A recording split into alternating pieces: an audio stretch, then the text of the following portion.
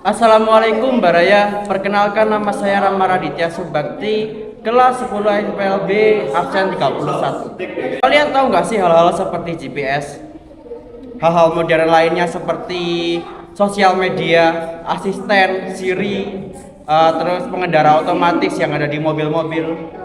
Itu adalah salah satu contoh dari penerapan berpikir komputasional. Apa itu berpikir komputasional? Pertama-tama, ada satu pertanyaan. Pernahkah kalian dihadapkan sama suatu masalah? Pasti Baraya pernah merasakan itu. Wah, masalahnya begitu sulit, masalahnya begitu banyak. Terus ada juga satu masalah lagi. Pernahkah kalian ditanya, pernahkah kalian diberi satu pertanyaan yang harus kalian jawab dengan secara logis dan secara saintifik? Harus ada datanya. Tidak boleh ngayal. Tidak boleh menurut saya. Itu adalah salah satu penerapan dari berpikir komputasional. Dan hal-hal seperti itu pastinya tidak bisa dilakukan oleh mesin. Mungkin jika hal seperti itu, mesin akan berkata, "Wah, aku tidak bisa. Karena aku adalah mesin." Dalam hal ini, mesin tidak bisa melakukan berpikir secara komputasional. Karena apa? Karena berpikir komputasional hanya bisa dilakukan oleh orang-orang yang memiliki kemampuan dasar dan orang-orang yang memiliki kemampuan tingkat berpikir secara logis dan benar. Di sisi lain, orang yang pintar atau manusia dengan berpikir secara komputasional, dia akan menunjukkan beberapa cara. Yang pertama adalah abstraksi.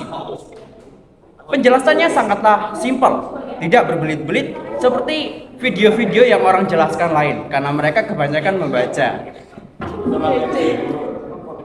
Berpikir abstraksi dengan sederhananya ya, kita saring, kita ambil hal-hal yang penting, apa yang kita lakukan, dan membuang semua hal-hal yang sampah, semua hal-hal yang tidak diperlukan. Selanjutnya adalah algoritma. Singkatnya, algoritma adalah langkah-langkah Baraya. Langkah-langkah yang dilakukan dengan secara benar dan logis. Yang ketiga adalah dekomposisi. Dekomposisi Baraya sebenarnya adalah mencicil. Mungkin kita lebih familiar dengan kata-kata mencicil. Tetapi dalam hal ini mencicil haruslah sistematis. Artinya, apa yang kita cicil duluan adalah berurutan. Keempat adalah pengenalan pola.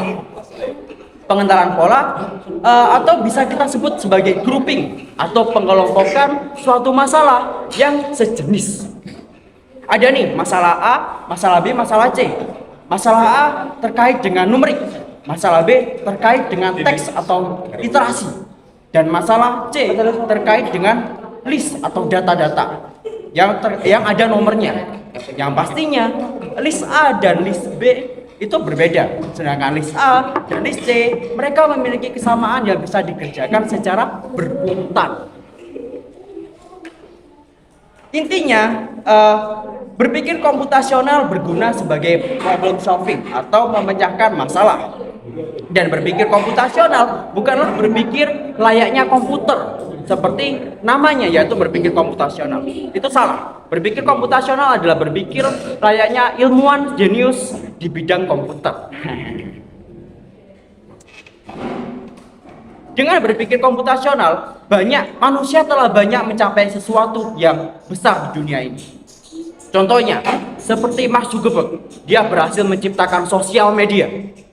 Lalu iPhone, dia juga bisa menciptakan Android yang kita pakai saat ini. Terus Tesla, Elon Musk contohnya ya, dia berhasil menciptakan mobil dengan menggunakan daya listrik. Hal-hal seperti itu tidak bisa manusia buat, tidak bisa manusia pelajari tanpa berpikir komputasional. Jadi seperti itu ya Baraya. Jadi berpikir komputasional itu nggak usah berbelit-belit. Ada aku, ada ini, ada dekomposisi. Enggak seperti itu. Sebenarnya berpikir komputasional itu tinggal kita ngurutin, terus kita mengerjakan, mencicil secara sistematis, dan itu harus logis. Intinya seperti itu. Baik seperti itu Baraya. Assalamualaikum warahmatullahi wabarakatuh.